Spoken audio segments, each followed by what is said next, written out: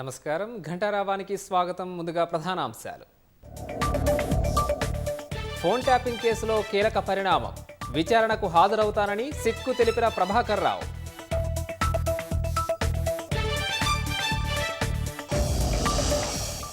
హుజూర్ నగర్లోని ఏటీఎంలో 20 లక్షల నగదు చోరీ.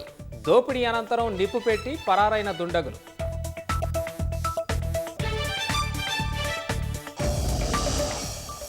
భారత్పై నిందలు మోపడం మానుకోవాలని పాక్ భారత్ హితవు.